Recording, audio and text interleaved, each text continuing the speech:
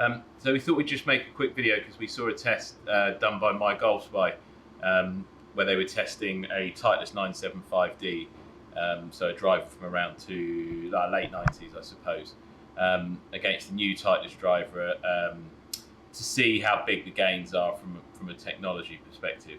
I find it amazing that people are still doing that kind of testing because it's pretty clear to see. But also the other thing I find amazing is that they do that test, they talk about the specifications of the club at the start of the test, and the 975D is half an inch shorter at 44.5 inches to the modern Titleist at 45 inches. So the test is already swayed in the direction of the modern one. Now I'm not saying that the 975D doesn't come off the face quite a bit slower than the new one, but what would be great is just if you could get to a stage where with people testing clubs where it's just like this is this and that's that, and then you can be absolutely clear.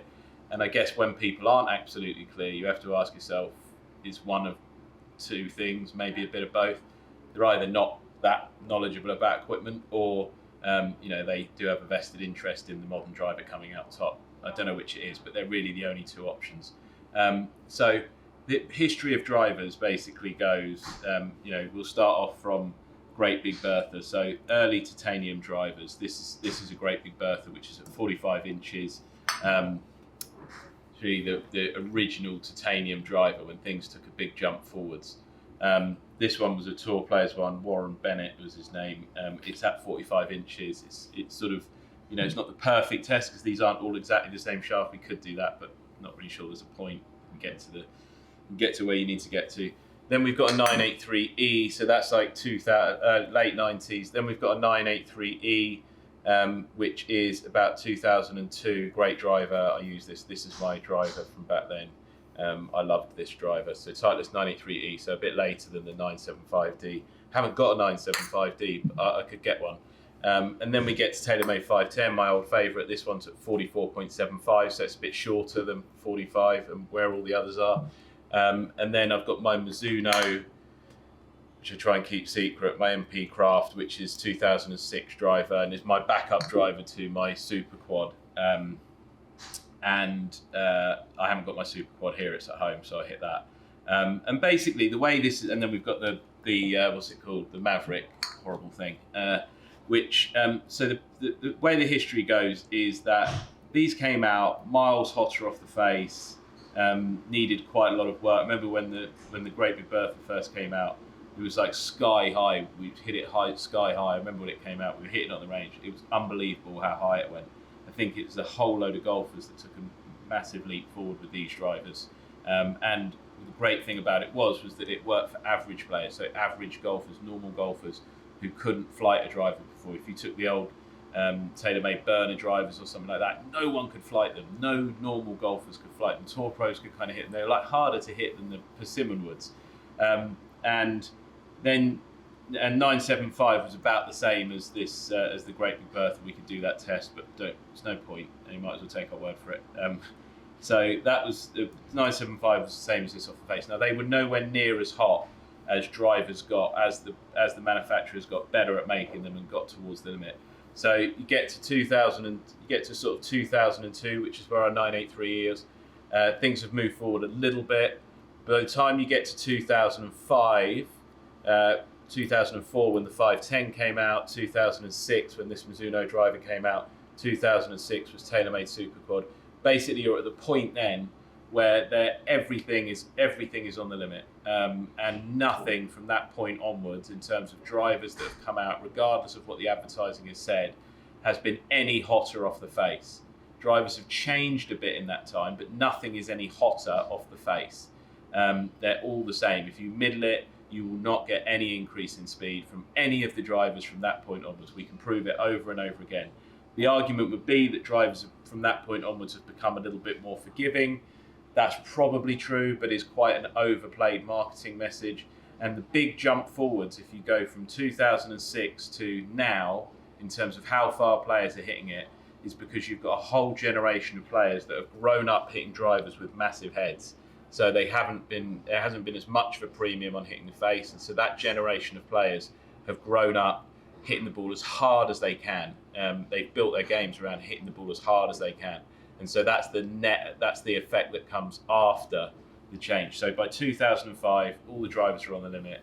Everything after that in terms of what the tour players are doing are because they play the game in a different way. It's because they play crap golf courses, to be honest with you. Most of the time they play kind of resorty, wide open places that are just built around fairness.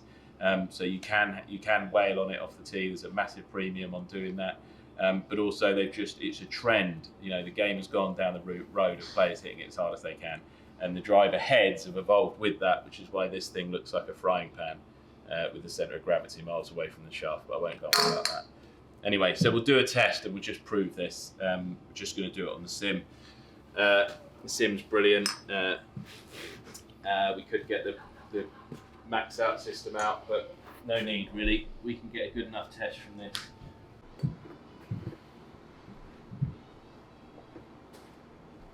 Right, so we'll start with Great Big Bertha. Little caveat, I've got a bit of I don't know what it is, like a tear on my rib, so I can't really get 100% out of it, but I'll probably swing it a bit better when I'm swinging it like this. It'll be a bit lower on ball speed. I'll just try and get a couple of good ones with each club. We can do a bigger test another time. Ow.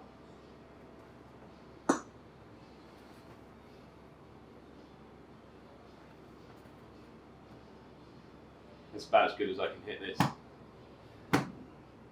This has got that's 153 miles an hour ball speed. And what you might notice is that, like with this stuff, this is a 9-degree head, but the older titanium drivers is much harder to really kind of launch them high. Tend to just hit them a bit lower. Oh. But you wouldn't say that that's necessarily technology that means you can hit it high.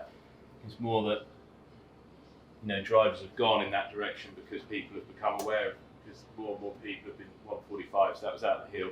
So not very forgiving. 8 miles an hour drop there from missing the middle of the face. And I would say it's difficult to say that the modern stuff isn't a lot better on that. Okay, that's another good one. Hurt a bit. So I'll stop there with that because there's 2 good ones. Could do more. That was gone a long way. 153. So my good ones are 153 ball speed with that driver. Quite low.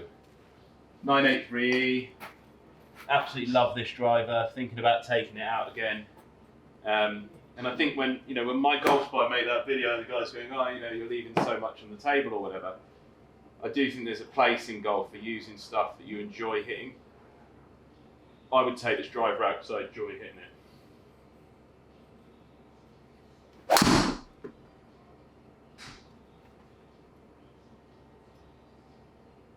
Quite a good one. I'd say that's probably about 154. Ooh, 159.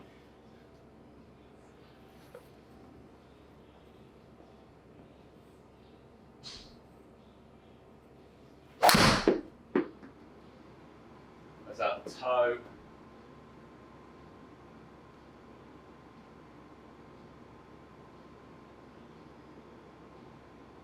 .298, 154.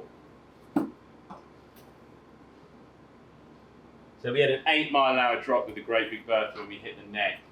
I think those drivers, no hozzle, they're particularly bad out the neck. But only a 5 mile an hour drop from towing the sort of 2002 driver.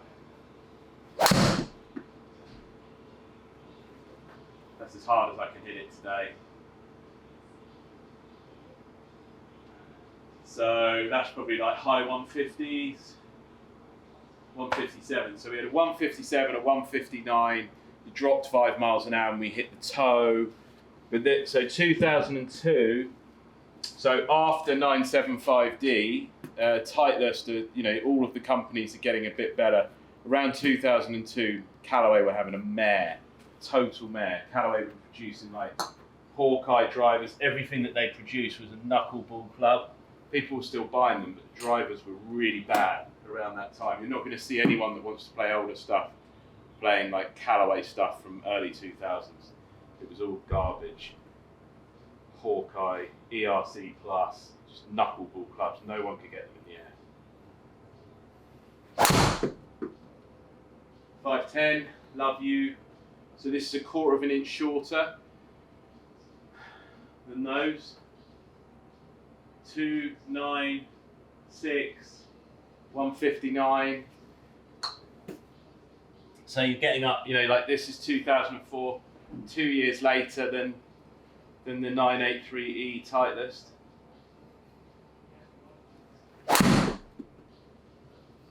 So this one's a bit shorter, so it's 1/4 of an inch shorter, which for me, let's hit the basket. It's in the basket. 161. So you're starting to build a bit of speed. So I can get this 160, 161, 2 miles an hour over the 983. Then we get to 2006. Remember, these are all the same length, they're all the same weight. This is genuine testing, it's not suede. The driver 1/2 inch shorter in a test like this with a completely different shaft. The test is basically rubbish.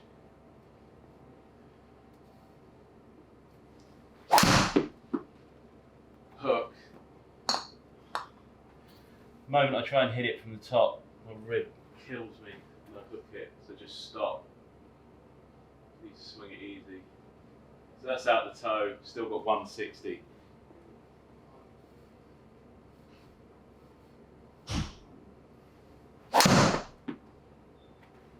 Quite good, out the neck, low launching fade. I actually love that shot.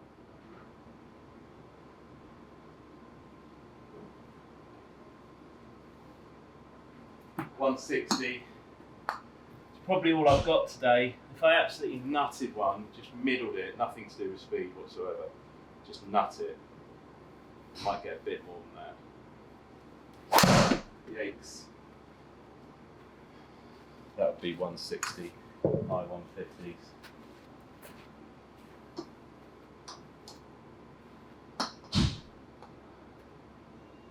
Oh, 163. That was good. That's the 2006, we're up to 163. Now, this thing, same length, 70 gram shaft. These are all the same weight shafts. They're all the same swing weight. These are all basically set up for me, which is a pretty tight band.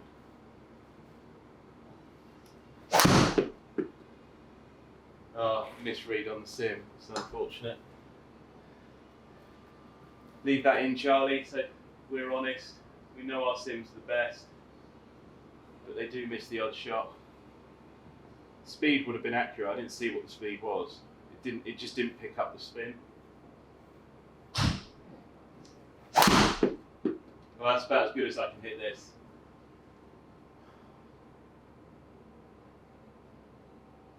This is big. 160 speed. The distance that it went, so it went over 300 yards. For me, the biggest factor over how far I actually hit it is the flight on the ball. So if I do hit like a big high draw, that's going to run out and go further. But in terms of actual speed, off the face, which is the test, so that's out the neck. So we know what happened when I hit the Great Big Bertha out the neck. The Great Big Bertha is probably one of the worst drivers of all time out of the neck, but we've still got 160. So it's fair to say that you do get an upgrade on the forgiveness. But the idea that the drivers are just every year they're going further is the bit that's wrong, totally wrong. It's a lie. That one's not bad. A little bit out the bottom of the club.